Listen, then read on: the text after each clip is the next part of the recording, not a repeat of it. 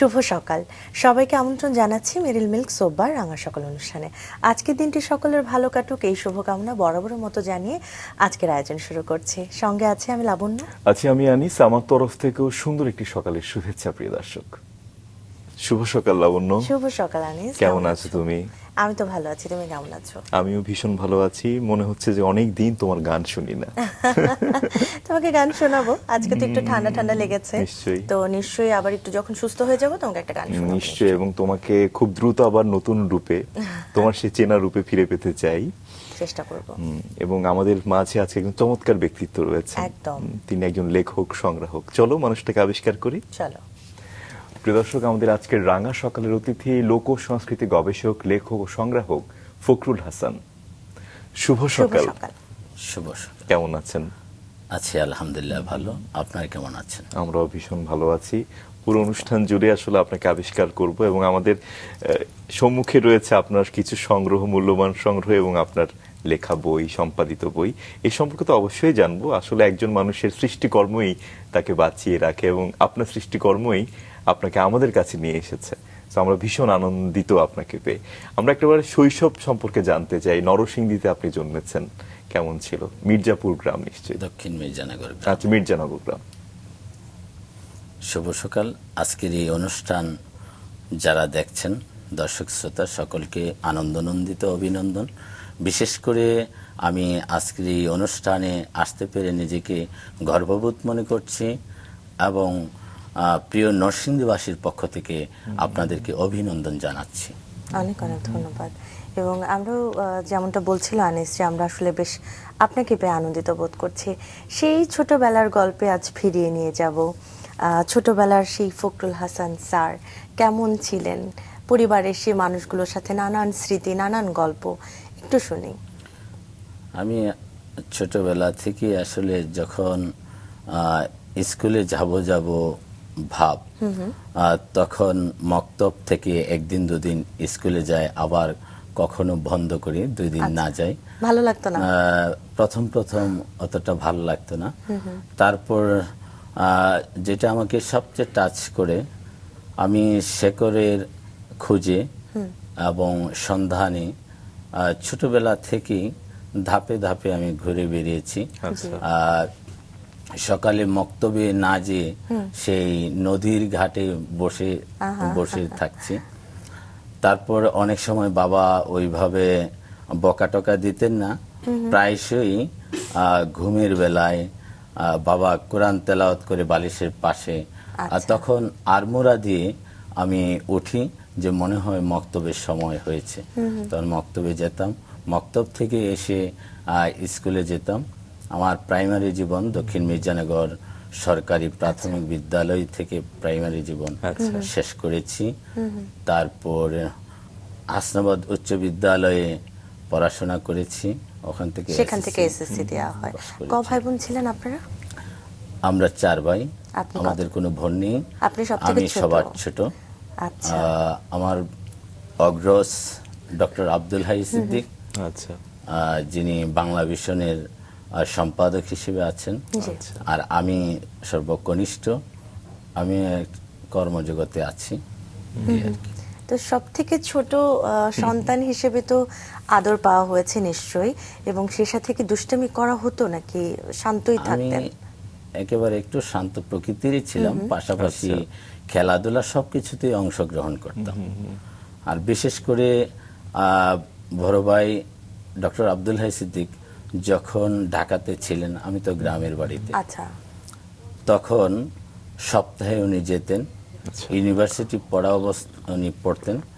তখন থেকে আমার জন্য লেখাপড়া করার জন্য ইকোনমিক্স কলম নিয়ে যেতেন।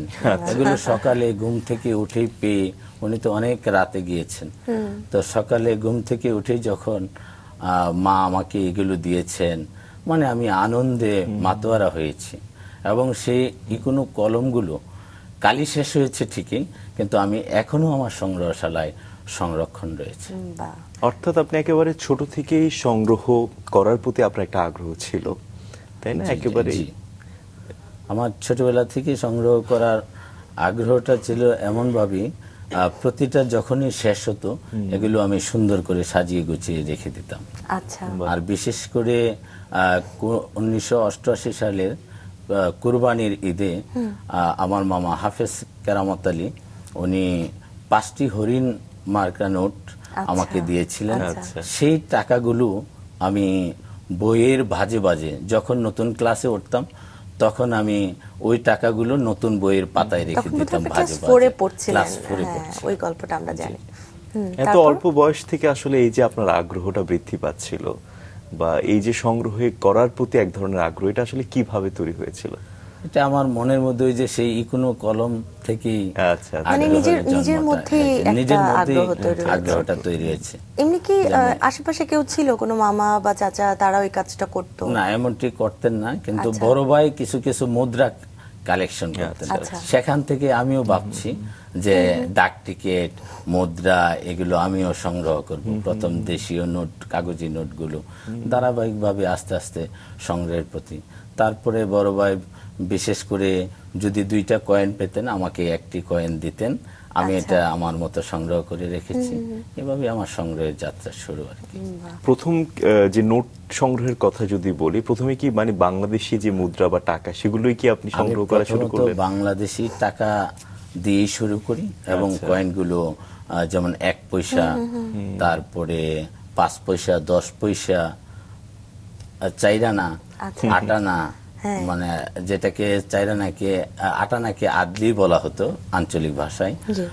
তারপরে 1 টাকার কয়েন, 5 টাকার, 2 টাকার কয়েন, 5 টাকার কয়েন, এমন ভাবে ধারাবাহিকভাবে যখনই যা বেরিয়েছে বাংলাদেশ ব্যাংক থেকে আমি সকলগুলোই সংগ্রহ করার চেষ্টা করি। তার মানে বলতে পারি ক্লাস 4 থেকে আপনি একটু একটু করে একদম শুরু করলেন জি। এবং এখন পর্যন্ত কালেক্ট এখনো পর্যন্ত করে যাচ্ছেন। সংগ্রহের ধারাবাহিকতা আমার মধ্যে রয়ে গেছে, যেটা এখনো প্রায়শই পেলেই আমি পার্সে মানিব্যাগের মধ্যে আলাদা রেখে দিই বাস করে।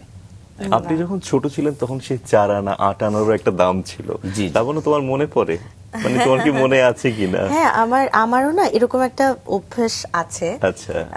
মনে তো পড়ে, সবকিছুই মনে পড়ে এবং আমি স্যারের এগুলো দেখে আমার সেই পুরোনো দিনের কথাই মনে পড়ছিল যে, এবং আমি ইন্সপায়ার হলাম নতুন করে যে আসলে তো এত চমৎকার করে তো এই বিষয়গুলো নিজের সংগ্রহে রাখা যায়। আমার এখনো মনে আছে যে মানে 4 আনা দিয়ে চকলেট পাওয়া যেত। জি, জি, 1 টাকায় 4টা চকলেট। যাই হোক, চমৎকার। আমরা একটু আপনার সম্পর্কে কিছু জানাতে চাই আমাদের দর্শকদের। প্রিয় দর্শক, ফখরুল হাসান গ্রামীণ ঐতিহ্যকে ধারণ করে নিজের চিন্তা ও কর্মজীবন গড়ে তুলেছেন। 4র্থ শ্রেণীতে পড়াকালীন সময়ে 1988 সালে মামার উপহার দেওয়া 5টি 1 টাকার নোট দিয়ে তার সংগ্রহ যাত্রার সূচনা হয়, যা আজ বিস্তৃত হয়েছে বিশ্বের প্রায় 130টি দেশের কাগজে মুদ্রা, কয়েন, ডাকটিকিট ও স্মারক সংগ্রহে।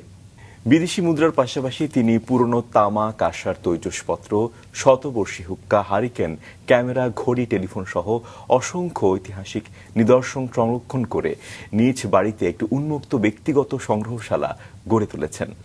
সাহিত্য চর্চায়ও তিনি সমান সক্রিয়। কবিতা, প্রবন্ধ ও গবেষণার মাধ্যমে দীর্ঘদিন ধরে বিভিন্ন পত্রপত্রিকা ও সাময়িকীতে লিখে পাঠক সমাজের প্রশংসা অর্জন করেছেন। তার সম্পাদিত লোক গবেষণামূলক গ্রন্থ মেঘনা পাড়ের রায়পুরা এবং সংকলিত নরসিংদীর আঞ্চলিক শব্দকোষ স্থানীয় ইতিহাস, ভাষা ও সংস্কৃতি সংরক্ষণে গুরুত্বপূর্ণ অবদান রেখেছে। প্রবন্ধ ও গবেষণায় বিশেষ অবদানের স্বীকৃতি স্বরূপ তিনি অর্জন করেছেন প্রতিভা প্রকাশ সাহিত্য পুরস্কার 2024। পাশাপাশি শিক্ষা, সাহিত্য, সংস্কৃতি, ইতিহাস, ঐতিহ্য সংরক্ষণ এবং সামাজিক কর্মকাণ্ডে অবদানের জন্য পেয়েছেন বিভিন্ন সম্মাননা। শিল্প সাহিত্য, লোক সংস্কৃতি বিষয়ক সাময়িকী চিত প্রকৌশলের সম্পাদক হিসেবে তিনি নিরলসভাবে সৃজনশীল ও গবেষণাধর্মী কর্মকাণ্ড চালিয়ে যাচ্ছেন। চমৎকার কিছু অর্জন। আমরা তো এই বিষয়ে অবশ্যই আসবো। আমরা যে প্রসঙ্গে ছিলাম যে এই যে কাগজে মুদ্রা সংগ্রহ, বিভিন্ন কয়েন সংগ্রহ। জি, কাগজি নোটগুলো আমি দেশীয় কাগজি নোটগুলো যখন বাংলাদেশে সংরক্ষণ করা হলো, তার পাশাপাশি আমি বৈদেশিক মুদ্রা, কয়েনগুলো সংগ্রহ করি, কাগজি নোটগুলো। এটা কি একটু বড় হয়ে নাকি ছোট এটা- থেকেই আপনার না, এটা কালেকশনে আমি ছিল? আসলে যখন এসএসসি পাশ করি তখন থেকে শুরু হয়েছে আমার আচ্ছা। কাগজি নোটগুলো, বিদেশি কাগজি নোটগুলো সংগ্রহ। আচ্ছা, আর এমনিতে যখন একটু একটু করে কালেক্ট করা শুরু করলেন, বাসায় আসলে পরিবারের কাছ থেকে কার কাছ থেকে বেশি অনুপ্রেরণা পেলেন এই আমি- বিষয়টায়? বিশেষ করে আমি যখন বিয়ে করি নাই তখন বড় ভাই উৎসাহ অনুপ্রেরণা দিয়েছেন। আচ্ছা। আর পরে যখন 2007 সালে বিয়ে করি তখন আমার সহধর্মিণী। সহধর্মিণীও আমাকে ব্যাপক উৎসাহ উদ্দীপনার মধ্য দিয়ে আমাকে এগুলো উৎসাহিত করেছেন এবং আমার জিনিসপত্রগুলো প্রতিটা জিনিসই সে ভাজে ভাজে এবং সুন্দর করে সংরক্ষণ করে রাখেন। তার যদি উৎসাহ অনুপ্রেরণা না পেতাম তাহলে আমি মনে হয় এতটুকু এগোতে পারতাম না। অর্থাৎ আপনি বলছিলেন যে আপনি শুরুটা করেছিলেন দেশীয় মুদ্রা বা নোট দিয়ে, এরপরে প্রথম কোন বিদেশি মুদ্রা বা নোট আপনার হাতে এসেছিল? প্রথমত মালয়েশিয়া আচ্ছা। নোটগুলো আমার কাছে এসেছে। আমার অনেক আত্মীয় স্বজন পরিজন আচ্ছা। দেশের বাইরে আছেন, আবার বন্ধু বান্ধব দেশের বাইরে গিয়েছেন। আচ্ছা। আমার যখন বাংলাদেশের এই কাগজি নোটগুলো সংগ্রহের দিকে, সে তো টাকা সংগ্রহ করে আর তাকে আর কিছু দেওয়া যাবে না, শুধু এগুলো দিলেই সে সবচেয়ে মনে হয় খুশি হবেন। সে প্রেক্ষাপটে যখনই যে বন্ধু স্বজন প্রিয়জন গিয়েছেন আমার জন্য ওই দেশের, যদি সৌদি আরব গিয়ে থাকেন সৌদি আরব থেকে, নেপাল গিয়ে থাকেন নেপাল থেকে, সুইজারল্যান্ড গিয়ে থাকেন সেখান থেকে, এমনভাবে ধারাবাহিকভাবে প্রতিটা সিরিজ ওখান থেকে নিয়ে এসে আমাকে সারপ্রাইজ হিসেবে দিয়েছেন। আমি তার নাম লিখে ওই ফাইলে যেদিন যে তারিখে দিয়েছেন আমি সংরক্ষণ করে রেখেছি। কোনো এমন বিশেষ- করে আমার হ্যাঁ, নিশ্চয়ই। 27টি ফাইল এখন আমার আওতায় ইনশাল্লাহ আছে। বা কখন চমৎকার। থেকে এমনি বুঝতে পারলেন যে না এগুলো আসলে এভাবে ফাইল করে রাখতে হবে, কিংবা নিজের মানে এই যে আপডেটগুলো, নিজের এই বিষয়গুলো কখন কে দিয়েছে, এগুলো কিভাবে বুঝলেন? আমি প্রতিটা জিনিসই সবকিছুই সংগ্রহ করার সময় যিনি আমাকে দেন আমি ওই ডেটটা রাখি এবং নামটা রাখি আচ্ছা। এবং তালিকাবদ্ধ করি। আমি তার প্রতি কৃতজ্ঞ, চিরঋণী, আমাকে দিয়েছেন। তা তো অবশ্যই। অনেকে অনেক ক্ষেত্রে টাকা পয়সা তো সংগ্রহ করেছি মুদ্রা, আবার বিভিন্ন প্রেক্ষাপটে অনেকে অনুৎসাহিত করেছেন। যেমন আমি যখন হুক্কাটা সংগ্রহ করতে যাই, বললো এগুলো দিয়ে কি হবে, কিন্তু এটা আমার কাছে অনেক মূল্যবান। আচ্ছা। আমি সংরক্ষণ করার জন্য এবং দেখার জন্য মানে একটা ঐতিহাসিক বাপ-দাদার মূল্য আছে। আমলের যে ইতিহাস ঐতিহ্য একদম। এবং তৈজসপত্রগুলো যদি দেখাতে পারি, ভবিষ্যতে উত্তরাধিকার সূত্রে যারা আসবেন ভবিষ্যৎ প্রজন্মকে আমি সুন্দর একটি যেন উপহার দিতে পারি এবং তারা যেন ঢাকা জাদুঘরে না এসে, জাতীয় জাদুঘরে না এসেও আমার সংগ্রহশালায় এসে অন্তত ছোটখাটো বিষয়গুলো দেখতে পারেন, তখনই আমি মনে হয় যে প্রাণটা ফিরে পাবো। একদম। মুদ্রার প্রসঙ্গে যদি আসি, মানে কোন দেশের প্রতি কি আলাদা দুর্বলতা ছিল যে ওই দেশের মুদ্রা পেলে বা নোট পেলে খুব ভালো লাগতো? আমার প্রতিটা যখনই সিঙ্গাপুর সংগ্রহ করেছে তখন আমার যেমন ইচ্ছা হলো আরব আমিরাদের মুদ্রাগুলো দেখতে চাই। আচ্ছা। ও দেশে কি আছে নক করি।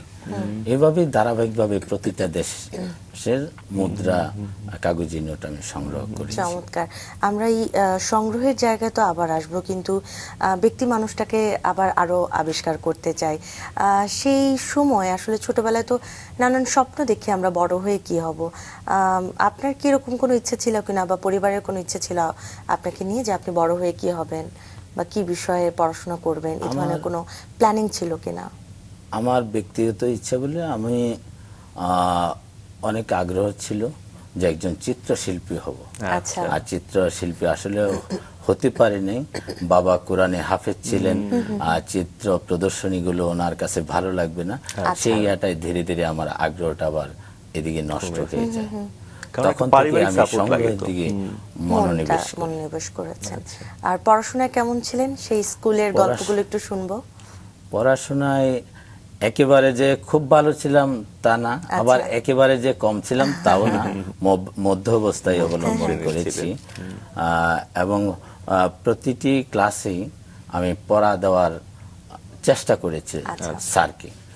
আর যেদিন পড়া পারতাম না সেদিন স্কুলে যেতাম না, লজ্জায় দাঁড়িয়ে থাকতে হবে সেজন্য যেতাম না। আচ্ছা আচ্ছা। বন্ধু বান্ধবরা ছিল না স্যার? অনেক বন্ধু বান্ধব ছিল এবং আমি সুন্দর হাতের লেখায় একটু অনন্য ছিল, সবার চেয়ে একটু আলাদা। তারা আমার কাছে বন্ধু এবং বান্ধবীরা আসতো এক এক পাতা লিখে দেওয়ার জন্য। আচ্ছা। তারা পরের দিন এইভাবে লিখে শিখে আসবে, দেখাবে এবং আমাকে এসে দেখাতো যে দেখো তো তোমার মতো হয়েছে কিনা। তা আমি তাদেরকে অনেক উৎসাহ দিয়েছি, না না আমার চেয়ে অনেক অনেক ভালো হয়েছে তোমারটা।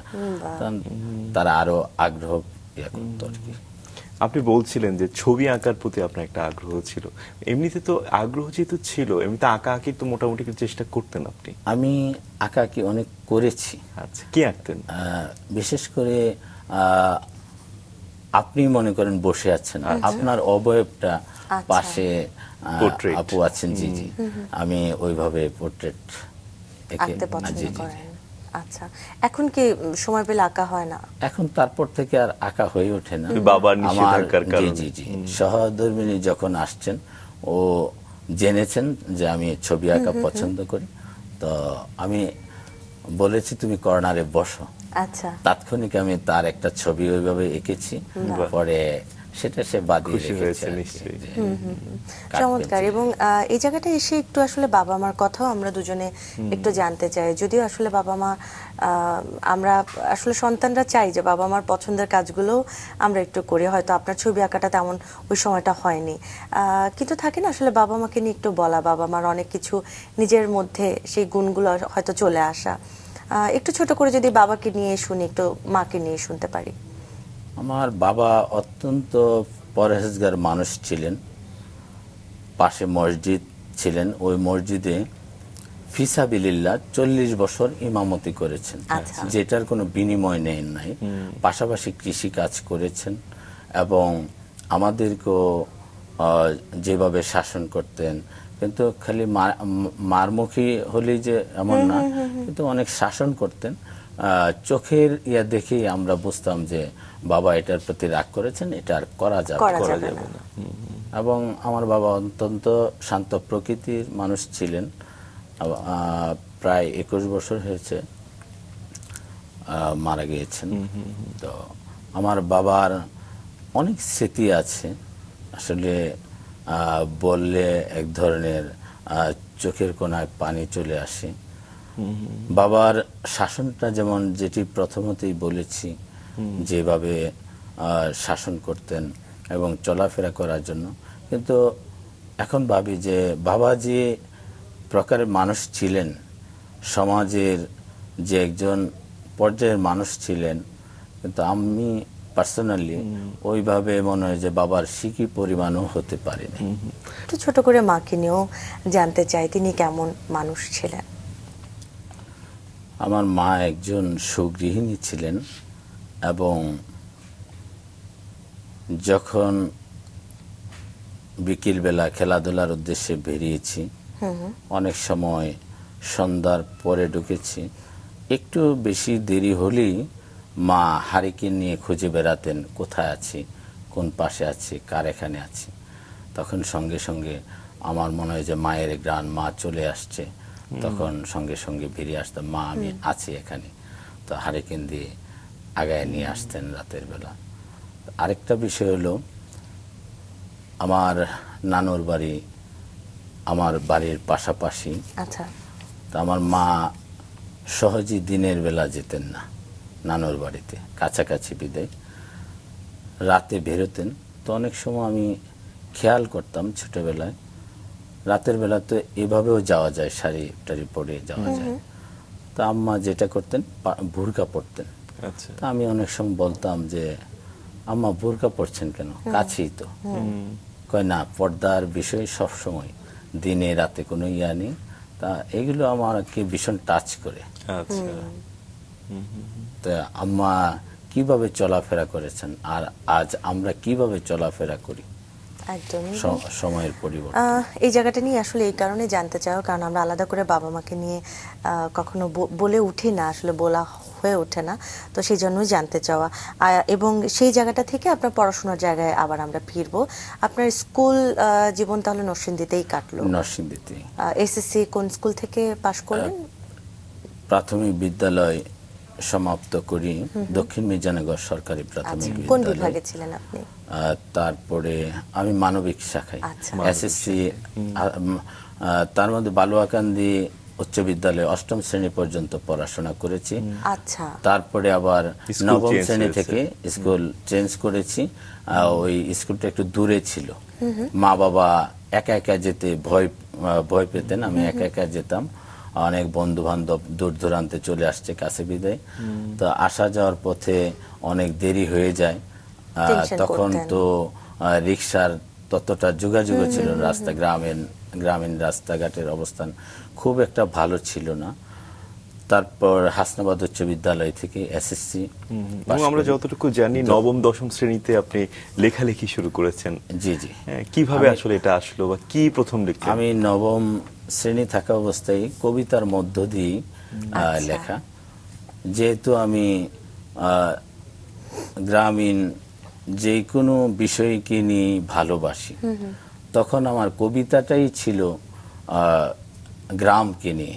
আচ্ছা, যেমন দক্ষিণ মির্জানগর নন্দিত এক নগর, মেঘনার ভামধারে ঘোরা এক পুরনো চর, স্বকীয় নামে ভাস্বর, নাম তার দক্ষিণ মির্জানগর। বাবা, এত চমৎকার চমৎকার শব্দ সেই এইভাবেই ছোটবেলাতে ছোটবেলা ব্যবহার থেকে, করতেন। জি জি, আমি ছোটবেলা থেকে আমি তখন আমার কবিতা অনেকে দেখে, বিশেষ করে হাতে খড়ি কবিতার মাধ্যমে কবি আবুল হোসেন পাঠান আচ্ছা, লেখা ওনাকে দেখাতাম। আচ্ছা। তখন উনি ওনার বিভিন্ন সাহিত্য পত্র পত্রিকায় ছাপিয়ে দিতেন। তখন আমি খুব আনন্দ, যে ক্লাস নবম শ্রেণীতে থাকা অবস্থায় আমি লিখি, বন্ধু বান্ধবদেরকে দেখাই যে দেখো দেখো আমার কবিতা ছাপা হয়েছে ম্যাগাজিনে, কবিতা ছাপা হয়েছে পত্রিকায়।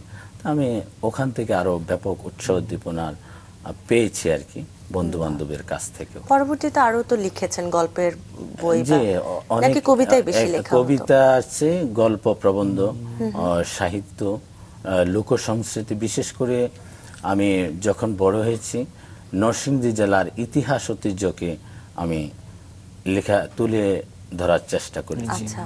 এখনো সেটাই করে যাচ্ছি। জি, বেশ কিছু বইও আমরা দেখতে পাচ্ছি, সেটা নিয়ে তো অবশ্যই কথা বলতে চাই। তারপরে কলেজ জীবন কোথায় কাটলো? কলেজ জীবন নরসিংদী সরকারি কলেজ থেকে এইচএসসি পাশ আচ্ছা। করি।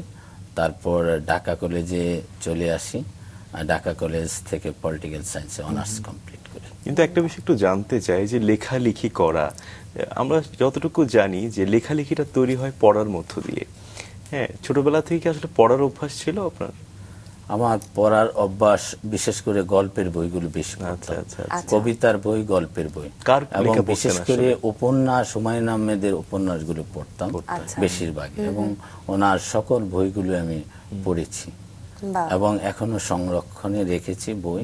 এবং আমার একটি বিশেষ পাঠাগারও রয়েছে, আমার নিজস্ব পাঠাগার। এবং যখনই যেটা পড়ার আগ্রহ জাগে, এটা আমার বই কিনতেই হবে, ওই আমি আজিজ লাইব্রেরিতে শাহবাগ চলে আসছি, যেখানে সব বই পাওয়া যায়। আমি চেষ্টা করেছি। কবিতার কথা যেহেতু বলছিলেন, কার লেখা কবিতা আপনার বেশি ভালো লাগতো তখন? বিশেষ করে আমি আমাদের রায়পুরার কৃতি সন্তান ছিলেন কবি শামসুর রহমান, আচ্ছা। ওনার কবিতা আমি বেশিরভাগই পড়েছি। এবং রবীন্দ্রনাথ ঠাকুরের কবিতা, গল্প, এগুলো পড়েছি। কবি নজরুলের কবিতা, গল্প পড়েছি।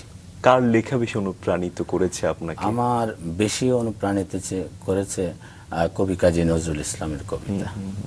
বাহ, চমৎকার। এখনো লিখে যাচ্ছেন, এখনো অনেক চমৎকার কিছু লেখা আমাদের সামনে আছে। এবং সেই সাথে একটু জানতে চাই, এই যে সংগ্রহের ব্যাপারটা তখনও তো কন্টিনিউ করে যাচ্ছিলেন। আমি সংগ্রহের কাজটি পাশাপাশি এখনো করে যাচ্ছি, লেখালেখিও করছি, সংগ্রহের কাজও করছি, নিজের কর্মজীবনও কাজগুলো, করছি, পড়াশোনা। সংসার জীবনও চালাচ্ছি। বা সবকিছু সমন্বয় করছেন এত চমৎকার ভাবে। কিন্তু সেই সময়টা কখন মনে হলো যে একটু কালেকশনটা বেড়েছে, সবাইকে একটু দেখাবো? এটা কোন বয়স থেকে বা কোন ক্লাস থেকে শুরু হলো? একটা কালেকশনের ইয়াটা বেড়েছে আমার 2000 7-এর পর থেকে। আচ্ছা। বিশেষ করে আমার সহধর্মিনী যখন উৎসাহিত করেছেন, তখন ভাবলাম যে এগুলো আর লুকায় রাখা যাবে না, এখন দেখানো যাবে।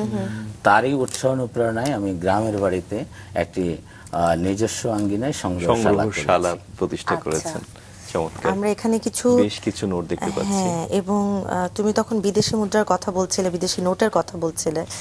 প্রথম কালেক্ট করেছিলেন মালয়েশিয়া থেকে। জি জি, মালয়েশিয়া থেকে। হ্যাঁ, আমিও একটু দর্শকদের একটা একটা করে দেখিয়ে দিতে চাই। এটা তো বোধহয় সৌদি আরবের। সৌদি আরব, জি জি। এটা 5 রিয়াল, তাই না? জি জি, পাশে। এটা কিন্তু আমার কাছেও আছে, তোমার কাছে তাই আছে? না? আমি ভাবছিলাম এর মধ্যে সবচেয়ে বেশি মূল্যবান কোনটা। এটা এটা তো হচ্ছে ইন্ডিয়ার। হ্যাঁ, হ্যাঁ। 500 রুপি। ইন্ডিয়া। ভারতীয় রুপি 500 রুপি। এটা সিঙ্গাপুর। সিঙ্গাপুরের। 10 এটা ডলার, খুব rare। 10 সিঙ্গাপুরিয়ান ডলার এটা এটা। খুব রেয়ার। জি। এখন হয়তো বা এটা পাওয়া যায় না, তাই তো? না, না। আচ্ছা, চমৎকার। তো $1 হ্যাঁ হ্যাঁ, $1। $1 এটা নিবে? $100 হলে নিতাম।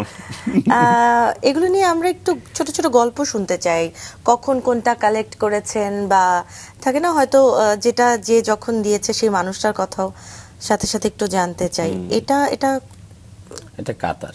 কাতারের। আচ্ছা, কবে কালেক্ট করেছেন মনে আছে? এটা কাতারে টাকাগুলো সংগ্রহ করেছে আমি 2020 সালের দিকে, 2020, তখন করোনাকালীন আচ্ছা। সময়।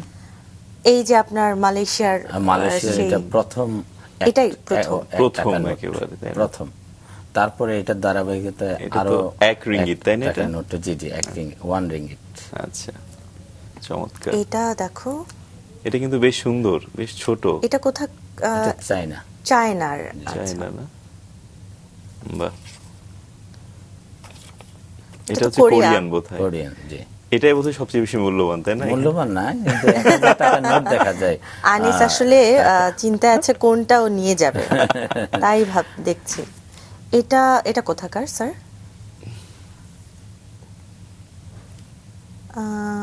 এটা লেখা আছে তো, এটা একটু দেখো দেখি তো আমি। তুমি আনিস। ইস্তাম্বুল নাকি? আমি নাইজেরিয়ার এটা একটা নাইজেরিয়া। পেলাম, নাইজেরিয়া। এটা আমি দর্শকদের দেখিয়ে দিতে থাকি। এটা আসলে বোঝা মুশকিল। এটাও নাইজেরিয়ার। নাইজেরিয়া, জি, নাইজেরিয়া সিরিজ। এটা 1000 আর এটা হচ্ছে 500 আচ্ছা, 500 এটা এর সম্ভবত ইউরোপিয়ান, হ্যাঁ, কারেন্সি। হ্যাঁ, এটা একটু আমরা একটু দেখি।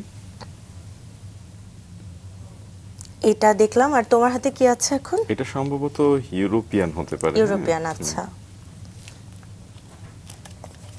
এই নাইজেরিয়ার আরো দুটো এটা আছে না? নাইজেরিয়া আর এই সিরিজ। টাকাগুলো কিন্তু বেশ ছোট, এই যে তাই আরো না? দুটো নাইজেরিয়ার জি, পেলাম। জি। হ্যাঁ হ্যাঁ, তোমার হাতেরটা অনেক ছোট। চমৎকার। আমরা এখানে আর নাইজেরিয়ান মোটামুটি ওটা আছে। কার কাছ থেকে পেয়েছেন আপনি, মনে আছে? নাইজেরিয়া আমার ওই ঢাকা সালাম স্ট্যাম্প একটা আছে, আচ্ছা, ওখান তুহিন ভাই নামে।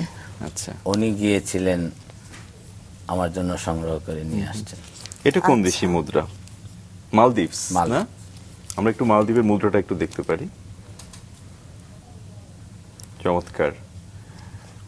এবং মালদ্বীপে আসলে আমি গিয়েছিলাম, এবং মালদ্বীপের যে মুদ্রা, যে টাকা, সেটা হচ্ছে আমার একটা 10 টাকা নোট ছিল, তাই না? একটু আচ্ছা, হ্যাঁ হ্যাঁ হ্যাঁ, আমি তো ইয়ে পেয়েছি টাইপের, এবার ওরকম প্লাস্টিকের মতো, আর্জেন্টিনার। তাই না? আচ্ছা, আর্জেন্টিনার যে মুদ্রা, এটা আপনি এটা কিভাবে কিভাবে সংগ্রহ সংগ্রহ করেছেন? করলেন? আর্জেন্টিনা 2018 সালে আমার এক পরম আত্মীয় গিয়েছিলেন। আচ্ছা। আর সেখানে আমি বলেছি যে ওখানে যে স্মারক 2018 বিশ্বকাপ উপলক্ষে বেরিয়েছে, সেই স্মারক নোটটা আনার জন্য। তা পাশাপাশি এটা আমাকে নতুন করে সারপ্রাইজ দিয়েছে আর কি। আচ্ছা, আচ্ছা, আচ্ছা। স্মারক নোট এবং জি, রেগুলার যে এটা নোট। এটা হ্যাঁ। কেনিয়ার না? জি, কেনিয়া।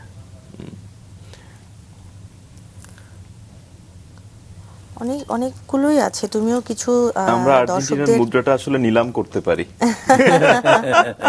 এবং সেটা এটা খুব আর্জেন্টাইন ইন্টারেস্টিং। ভক্তরা আসলে, ফুটবল ভক্তরা নিতে পারে, তাই এটা না? পলিমার নোট, এগুলো প্রায়শই পলিমার নোট। এখানে আমরা একটা দেখতে পাচ্ছি, ইস্টার্ন ক্যারিবিয়ান সেন্ট্রাল ব্যাংক। এটা কি আফ্রিকান? এটা হলো আমরা একটু দেখি। এটা আমরা এটা একটু দেখি, এই নোটটা বেশ সুন্দর। এটা একটু দেখি আমরা। এটা হলো রানী এলিজাবেথ। রানী এলিজাবেথ, হ্যাঁ। এলিজাবেথ, এটা কোন দেশের মুদ্রা? এটা যে আমাদের এই যে ইংল্যান্ড। ইংল্যান্ডের মুদ্রা, আচ্ছা। আপনার কালেকশনে অনেক কিছুই আসলে সংগ্রহে আছে দেখতে পাচ্ছি। $5 না? আচ্ছা। আমরা সেই সাথে আমাদের দেশের কিছু সেই পুরনো দিনের দিনের যেগুলো কিছু আসলে আমরা দেখলে দেখতে আমরা পারি। সেই দিনে ফিরে যাই। $1 দিয়ে শুরু করি না? যেটা হরিণ মার্কা, এটা আপনার প্রথম এটা হলো আমার প্রথম সংগ্রহ। প্রথম এই সেই এই হরিণ, $1 হরিণ দিয়ে। হরিণটা আমার 5টি আমি নোট দেখিয়ে দিই, দিয়ে। কারণ তাহলে আমরা অনেকে রিলেট করতে পারবো। চমৎকার। কি সুন্দর। এটাও $1, এটা বোধহয় এটা আরো প্রথম পুরনো সিরিজের, প্রথম সিরিজের। এই আচ্ছা, $1 হরিণের আগের টাকাটা। চমৎকার। এখানে একটা $10 আছে। $10। এই $10 দেখে তো অনেক কিছু মনে পড়ছে। ছোটবেলায় চিপস কিনতে যেতাম, তারপর $10 $50 আছে। এই টাকাগুলো তো আসলে এখন চলবে, তাই না, বাজারে? চলবে জি কি? জি, এগুলো টাকা তো তো চলবে। টাকা তো খুব বেশি। চলবে এবং খুব রেয়ার পাওয়া, খুব খুব কঠিন। rare। এগুলো অনেক মূল্যবান দিয়েও নিতে হয়। দোকানের কাছ থেকে ক্ষেত্র শুনতে হবে যে বিশেষে, এটা আপনি জি, জি। কোথায় পেলেন। এটা একটা $100 আর একটা $500। বিশেষ করে এই $500 এটা চমৎকার, স্মৃতিটা 500 হলো আমার বাবার যে পাট বিক্রি করার, সেই টাকাটা আমি রেখে দিয়েছি। বাহ, চমৎকার। আর এটাও একটা $500। জি জি জি। চমৎকার। এবং এখানে একটা চমৎকার বিষয়, $50 গুলোর পরিবর্তন খুব চমৎকার ভাবে দেখা যায়। আবার $20 যদি আমি একটু দেখাই, $10 একটা দেখাতে পারি। যে $10 এখানে একটা ছিল আমার কাছে, এটা আমার আগের। এখানে একটা $10, এইটাও $10। আরেকটা $10 দেখো তো। তুমি দেখাচ্ছ ভালো কথা, এরপরে কিন্তু সব টাকা আমার। আচ্ছা, তাই ঠিক আছে। এই যে আরেকটা $10, সব $10 গুলো। এবং এটা খুব আমার আসলে আজকে খুব অনুপ্রেরণা আমি পেলাম, কারণ আমি এরকম আসলে অনেক কিছুই নিজের মধ্যে থাকে না, মনের অজান্তে আসলে রেখে দেই, কিন্তু সেটাকে যে আসলে এত সুন্দর করে গুছিয়ে রাখা যেতে পারে, আজকে নতুন করে আবার অনুপ্রেরণা পেলাম। এগুলো সব $50। এই যে এই একটা $50, এটা একদমই রিসেন্ট, এটা আমরা এটা আমরা ব্যবহার করি। এখনো ব্যবহার করি আমরা।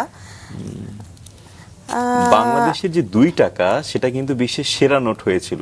এই আপনি $20 যে অনেকদিন পরে দোয়েল, দেখলাম। হ্যাঁ হ্যাঁ হ্যাঁ, দোয়েল পাখি যেখানে দোয়েল ছিল, পাখি যেখানে শহীদ ছিল। মিনার দোয়েল জি, জি। পাখি। এগুলো আছে আমার সংরক্ষণে সব। আসলে এক একটা মুদ্রা বা এক একটা নোট আমাদের ইতিহাস ঐতিহ্যের কথা বলে, তাই জি না? জি জি। চমৎকার।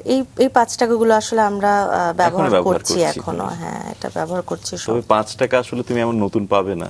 এটা একদমই নতুন না, এটা $10 একেবারেই $10 নতুন, এটা হ্যাঁ, একদমই সুন্দর। নতুন $10। এটা আমার কাছে একটু কমই আছে এখন অবধি। আমি আচ্ছা। যাক, দেখে আসলে খুব এগুলো ভালো থেকে লাগলো স্যারের। আপনাকে দিয়ে যাব। হ্যাঁ, আমরা কিছু চেষ্টা সংরক্ষণে করব, রাখার আমরা তো জন্য। নিবই, সেই সাথে আমাদের রিসার্চ টিমে রেখে জি, জি, দিব। জি। আমাদের মাছরাঙার রাঙা সকাল পরিবারের কাছেও একটু কালেকশন আমরা এবং বাড়াই। আমরা আরেকটা মুদ্রা দেখাতে পারি, নোট, সেটা হচ্ছে মিশরের এই নোটটা আমার কাছে খুব ভালো লাগছে। এটা হচ্ছে 10 পাউন্ডস, তাই না? হ্যাঁ, মাঝখানে এবং এখানে মমির ছবি আছে। আসলে নোট কেবল নোট না, ফিলিপাইনের না? ইতিহাস জি, জি। ঐতিহ্য। এবং এটা হচ্ছে ফিলিপাইনের। আমরা এটা একটু দেখি। স্যার কি দেশের বাইরে যাওয়া হয়েছে, বা নাকি সবাই আসলে আমার- রিলেটিভ ফ্রেন্ডরা এনে কালেক্ট করে? আসলে এখনো পর্যন্ত আরেকটা আছে, দেশের তাই বাইরে না? যাওয়া হয়নি। আচ্ছা। আমি আচ্ছা, কাগজি নোট এবং মুদ্রাগুলো আরেকটা আছে, এটা হচ্ছে বিশেষ করে- নিউজিল্যান্ডের। এটা নিউজিল্যান্ডের নিউজিল্যান্ডের না? $5। স্যারের সুন্দর। আসলে বাইরে যাওয়া হলে বোধহয় আরো কালেকশনে, মানে সংগ্রহতে আরো অনেক জি, অনেক এগুলো বাড়বে। নিয়ে হয়তো মেতে থাকতাম।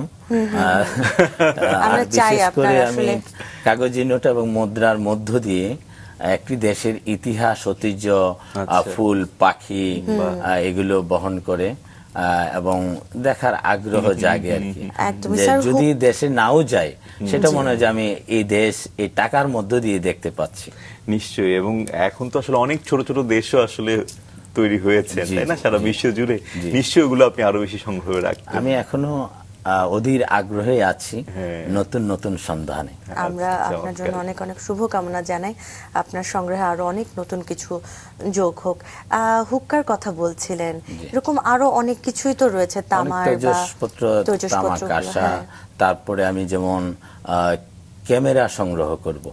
স্যার, মুদ্রা, নোট এগুলো নিয়ে তো কথা বলছিলাম, আপনার কর্মজীবন নিয়ে একটু আসতে চাই। আপনি বলছিলেন ঢাকা কলেজ থেকে আপনার বিশ্ববিদ্যালয় জীবন শেষ করেন সম্পূর্ণ করে, কোথায় জয়েন করলেন বা কি পরিকল্পনা ছিল, সে গল্প একটু শুনবো।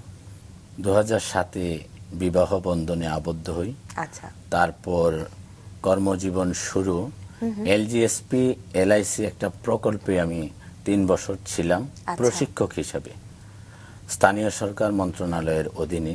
তারপর ওই প্রকল্প শেষ হয়, তারপর পরই ঢাকা ক্লিয়ারিং অ্যান্ড ফরওয়ার্ডিং একটা ফার্মে জব করি 2011 সালে। এখনো ওই প্রতিষ্ঠানে কর্মরত আছি একজন মার্কেটিং অফিসার হিসেবে। আচ্ছা আচ্ছা, বাহ। এমনিতে স্যারের বিশ্ববিদ্যালয় জীবনটা কেমন কেটেছে, একটু যদি সেই গল্পে আমরা ফিরি। বিশ্ববিদ্যালয় জীবন তো একটু থাকে না, আমরা একটু নতুন করে স্বাধীনতা পাই, যদি একটু পরিবার থেকে আপনার দূরে আসা হলো, একটা নতুন পরিবেশ, নতুন বন্ধু বান্ধব, শিক্ষক, সেই সাথে লেখালেখি করছিলেন, সব মিলিয়ে কেমন কাটছিল জীবনটা? আমার ঢাকা কলেজে যে সময়গুলো অতিক্রম করেছি, আসলে ক্যাম্পাসের জীবন ভিন্ন রকম। জি। গল্প আড্ডায় মেতে উঠি এবং কে কোন এলাকার প্রথমত সেভাবে পরিচিত হই বন্ধু বান্ধবের সাথে। তারপরে অনেক ইন্টারেস্টিং বিষয় ছিল, যেটা হলো যে আমি কোথাও কারো সাথে বন্ধুরা জানতেন সম্পর্ক আছে কিনা। তা আমি অনেক সময় এসব বিষয়গুলো আসলে চুপচাপই থাকতাম, আর যারা যে দুরন্ত তারা তাদের গল্পগুলো বলতেন, আমি জাস্ট খালি শুনতাম। আচ্ছা। এমনি ঘুরে বেড়ানো হতো?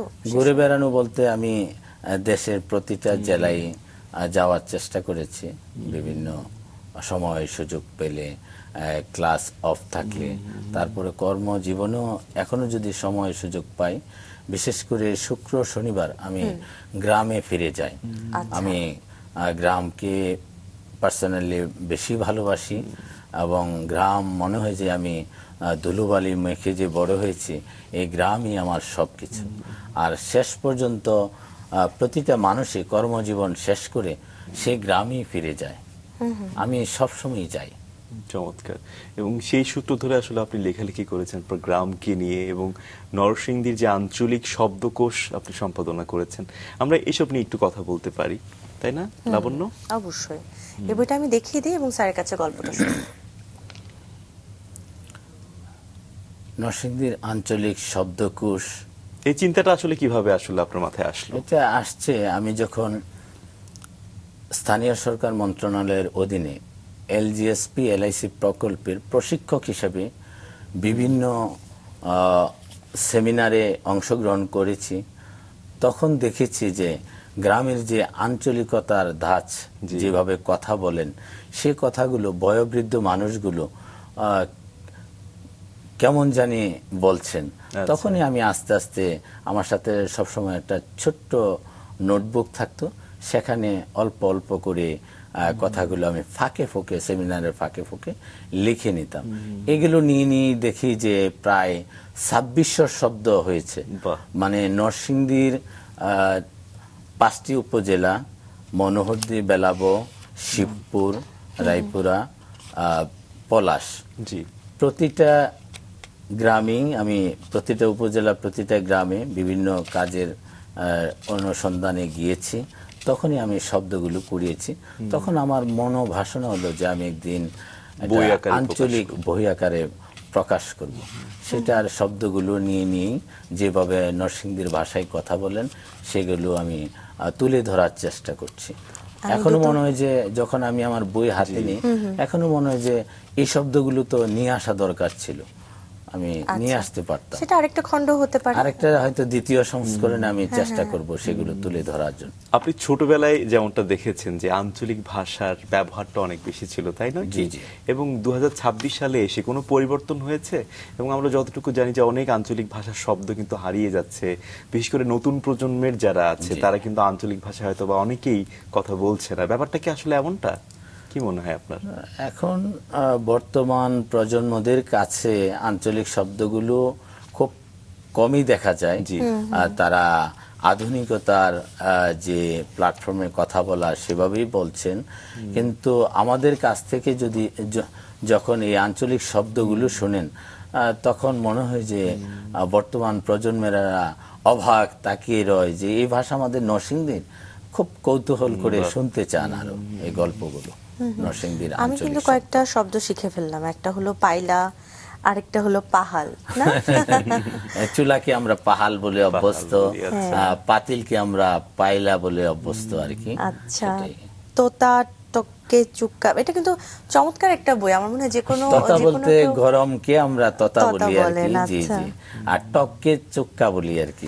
চমৎকার রেল একটা লাইন, কাজ করেছেন রেল আসলে। লাইনকে আর রেল লাইন শব্দ কি লেল, লয়ের লেল লাইন। উচ্চারণটা বেশি হয় আর কি আচ্ছা এখানে। আচ্ছা, নরসিংদীতে। বা এটা একটা আমার মনে হয় যে কেউ পড়লে অনেক অনেক শব্দ আসলে জানতে পারবেন। স্যার, এই বিশ্ব ব্যাংকের প্রকল্পে বিভিন্ন ইউনিয়নের প্রশিক্ষক হিসেবে কাজ করার প্রশিক্ষক হিসেবে দীর্ঘদিন যেটা কাজ বলছিলেন। করেছি, হয়েছে। প্রায় 3 বছর কাজ করেছি। সেক্ষেত্রে এই বইটা বের করার সুযোগ, প্রায় 6 বছর এটার উপর গবেষণা গবেষণা করেছেন। করেছি, জি, এই শব্দের উপর। মানে এটার জন্য আপনি একটা সাহিত্য পুরস্কার পেয়েছেন। জি, জি, প্রতিভা 2000 প্রকাশ সাহিত্য পুরস্কার। পুরস্কার। এটা 2024-এ পেয়েছেন 24-এ আপনি। পেয়েছি, বাহ, জি। চমৎকার। এবং এটা কখন প্রকাশিত হয় এই বইটি? এটা 24-এই ইয়াতে বই মেলায় প্রকাশিত হয়েছিল।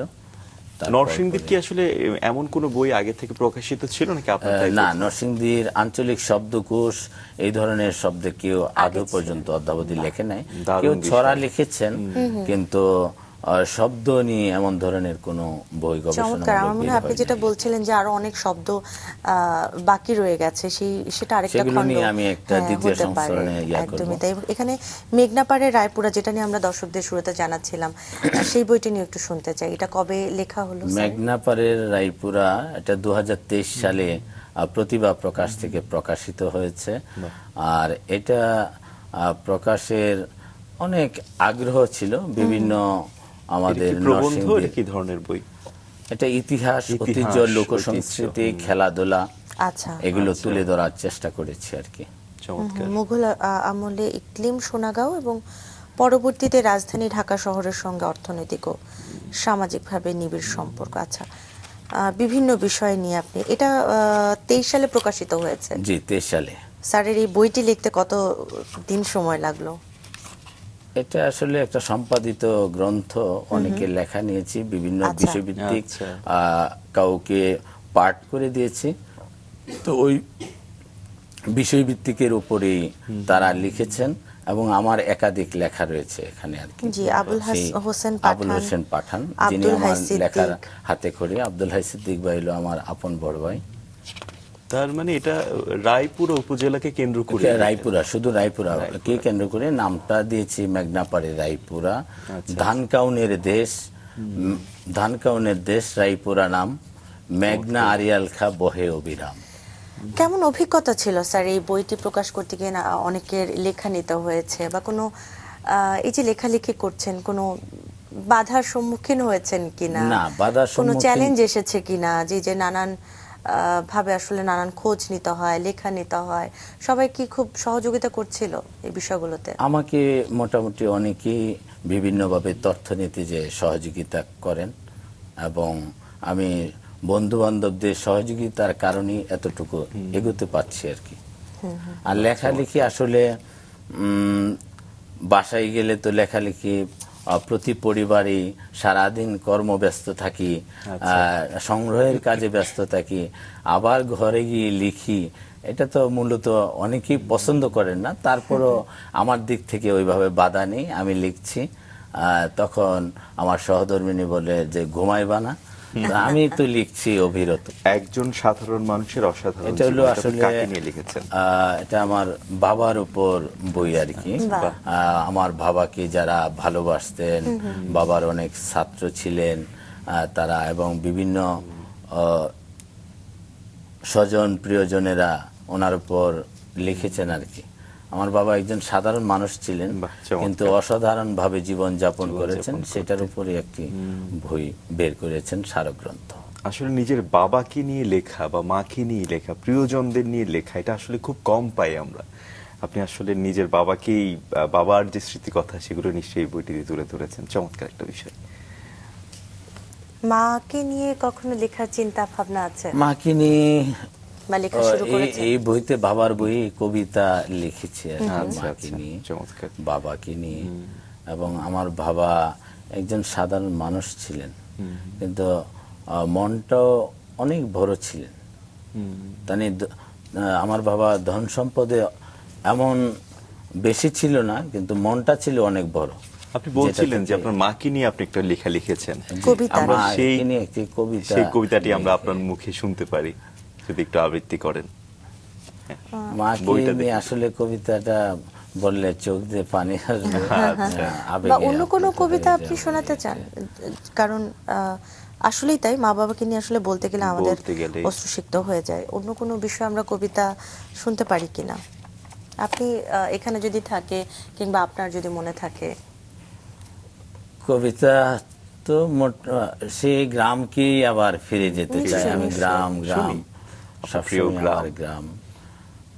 মেঘনাপাড়ের রায়পুরা, নন্দিত এক নগর, দক্ষিণ মির্জানগর। বড় হয়েছি এই গ্রামেই, পড়ালেখা করেছি, শিক্ষা জীবন গড়েছি এই গ্রাম থেকে। এভাবেই আমি প্রথমত লেখালেখিগুলো বাহ, শুরু চমৎকার। করি আর কি। বা স্যারের আপনি- গ্রামের কথাগুলো আরেকটু আমরা নিশ্চয়ই। শুনতে চাই, কারণ স্যারের প্রত্যেকটি গল্পে আসলে গ্রামের কথা বেশি আসছে। আপনি এখনো সময় পেলে গ্রামে চলে যান। আমি সেই ছোটবেলার গ্রামের কথা যদি চিন্তা করতে বলি, কিংবা এখনকার গ্রামে গিয়ে আসলে যা দেখেন, নিশ্চয় পরিবর্তন অনেক অনেক ঘটেছে। পরিবর্তন হচ্ছে, কিন্তু তারপরেও আমি গ্রামে গেলে মনে হয় যে ওই শৈশবকালের গন্ধ গ্রানগুলো পাই আর কি। কি কি করতেন সে সময় গ্রামে? আমি গ্রামে খেলাধুলায় বেশি ছিলাম, বিশেষ করে ফুটবল প্রেমী ছিলাম। আচ্ছা। ফুটবল খেলাটা আমি নিজেও খেলতাম, দাঁড়িয়া বাঁধা, লাঠিম ঘোরানো, তারপরে মার্বেল খেলা, দারুণ। এগুলো সবসময় ছোটবেলার ইয়াগুলো গ্রামের বারবার বাড়িতে ফিরে গেলে ফিরে যখন আসে। দেখি ছোট ছোট সোনামণিরা খেলছেন, খেলছে, পাশে আমি দাঁড়িয়ে তাদের খেলাগুলো দেখি, সেই তাদেরকে সময়টায় উৎসাহিত ফিরে করি। যান। জি জি স্যার তো বর্তমানে নরসিংদীর কলা ও তাঁত শিল্প নিয়ে গবেষণা করছেন। জি। সেই প্রসঙ্গে একটু শুনতে চাই। নরসিংদীর তাঁত আমাদেরকে সত্যিকার অর্থে সেই নরসিংদীর মাধবদী, প্রাচ্যের ম্যানচেস্টার হিসেবে পরিচিত মাধবদী শেখেরচর, যে শাড়ি কাপড় লুঙ্গি জি। সারা দেশ সে ছড়িয়েছে, সে ছড়িয়ে থাকার কারণেই নরসিংদীকে পরিচিত করেছে আচ্ছা। তাঁত সমৃদ্ধ এলাকা হিসাবে। জি। বিশেষ করে কলার উপর হাত দিয়েছি এই জন্য, আমরা বাজারে বন্দরে গেলেই, ঢাকা শহরে গেলেই, যখন পাশে দাঁড়িয়ে থাকি কলা আমিও নিয়ে আসবো, তখন পাশে যখন এই নরসিংদীর কলাটা নাই, অমৃত সাগর কলা, সেই জন্যই আমার এই নরসিংদীর কলার উপর আগ্রহ জাগছে যে নরসিংদীর কলার উপর আমি বিশেষ একটি প্রতিবেদনমূলক এবং একটি বই আকারে রূপ ধারণ করব। বাহ। তার মানে নরসিংদীর কলার আসলে বৈশিষ্ট্যটা আসলে কি? এটা কি সাগর কলা? আমরা একটু দেখি জি, লম্বা নরসিংদীর size-এর। অমৃত সাগর কলা। এটা গানটা পেলেই মনে হয় যে এটা নরসিংদী। একদমই। কিন্তু এই যে আপনি ব্যক্তিগত উদ্যোগে আসলে লোক সংস্কৃতি নিয়ে কাজ করছেন, আপনার নিজের গ্রামীণ যে পরিবেশ, যে নরসিংদীর কলার কথা বলছেন, তাঁত শিল্প, সেগুলো নিয়ে কাজ করছেন, একদমই ব্যক্তিগত উদ্যোগ। আরেকটু কি প্রয়োজন কিনা যে একটু সকলের সহযোগিতা নিয়ে আরো একটু সামনের দিকে এগিয়ে আসা, বা ইতিহাসগুলোকে আরো সকলের কাছে তুলে ধরা? এটা আমি যদি পাশাপাশি আরো অনেক সহযোগিতার হাত পেতাম, আমার এই নরসিংদী জেলাকে ব্যাপকভাবে আমি তুলে পরিচিত ধরতে। করে তুলতে পারতাম আর কি। সহযোগিতার হাত যতই বাড়িয়ে দিবে ততই নরসিংদী পরিচিত হবে। স্যার কি তাহলে আমরা একটু সামাজিক মাধ্যমে কোনো লেখালেখি পাবো কিনা সামনে, কারণ একটা প্রজন্ম তো আসলে একটু সামাজিক মাধ্যমের উপর একটু নির্ভরশীল হয়ে পড়েছে। বইটা দেখা যায় হাতের কাছে সব সময় থাকে না, সেই জায়গাটায় এই ইতিহাস নিয়ে আরো কিভাবে তাদের কাছে তুলে ধরা যায় সেটা নিয়ে ভাবছেন? ইতিহাস ঐতিহ্য আসলে এখন বর্তমান প্রজন্মের ছেলেরা যে স্মার্টফোন নিয়ে ব্যস্ত, বই আসলে পড়তে চায় না। একদম। অনেকেই আমি বই উপহার দিয়েছি, যত আমি বই বিভিন্ন গল্পের বইও উপহার দিয়ে থাকি, আমার নিজের বইও উপহার, তারা প্রচ্ছদ পর্যন্ত ঘাটাঘাটি করেই শেষ। হ্যাঁ। তারপরে ভিতরে কি আছে মনে হয় যে যদি দেখতো তাহলে আমাকে আপডেট জানাতো যে এই ইবুকটা পড়েছি, কিন্তু ভালো আসলে লেগেছে। অনেকে জি, এখন একটু ফোনেই দেখা যায় পড়তে চায়, জি, এমনকি এখন অনেকে বই মেলা থেকে বই কিনে কিন্তু পড়ে না আর বাসায় গিয়ে। পড়া হয় না। পড়া এবং হয় না। আপনার একটা সাময়িকী আছে চিত প্রকর্ষ, চিত প্রকর্ষ, এটা আমি লিটল ম্যাগাজিন হিসাবে আচ্ছা। এইটা শব্দটা ইয়া করি। এবং আরেকটা নতুন নামে ইয়া করেছি, সেটা হলো অভিরাম। আচ্ছা, যেমন আমরা প্রতি শব্দেই ফেসবুক কমেন্টসে যখন লিখি ভালোবাসা অভিরাম, অভিরাম শব্দটা আমি ধারাবাহিকভাবে একটি সম্পাদনা করতে চাই আর কি, মানে অবিরাম, বরাবরই। এটা অবিরাম। বাহ, চমৎকার। এবং সেখানে কি গল্প, উপন্যাস এসবের গল্প, একটা উপন্যাস, সংকলন? জি, সকল কিছুই এটার মধ্যে থাকবে আর কি। চমৎকার স্যার, আমরা একেবারেই শেষের দিকে চলে এসেছি। আপনার পুরোটা সময় আপনার ছোটবেলা, কর্মজীবন, আপনার লেখালেখির জায়গা, সংগ্রহের জায়গা, অনেকগুলো বিষয় নিয়ে আজ জানতে পারলাম, নতুনভাবে আসলে নতুন অনেক কিছু শিখতে পারলাম। রাঙা সকালের অনেক দর্শক আছেন, আমাদের নিয়মিত দর্শক, এবং আজও অনেক হয়তো নতুন দর্শক যুক্ত হয়েছেন, তাদের উদ্দেশ্যে যদি কিছু বলবার থাকে। আমি রাঙ্গা সকাল, মাছরাঙ্গা টেলিভিশন এবং দর্শক বৃন্দকে আনন্দনন্দিত অভিনন্দন জানাই, এবং বিশেষ করে আমার মতো একজন সাধারণ মানুষকে এনে অসাধারণ গল্প জুগিয়েছেন, আপনাদের প্রতি চিরকৃতজ্ঞ এবং এই প্রতিষ্ঠানের প্রতি চিরকৃতজ্ঞ থাকলাম। অসংখ্য সবাইকে ধন্যবাদ। অনেক অনেক শুভকামনা আপনার লেখালেখি এবং আপনার সংগ্রহশালার জন্য। আমরা নিশ্চয়ই অনেক বেশি সমৃদ্ধ হব।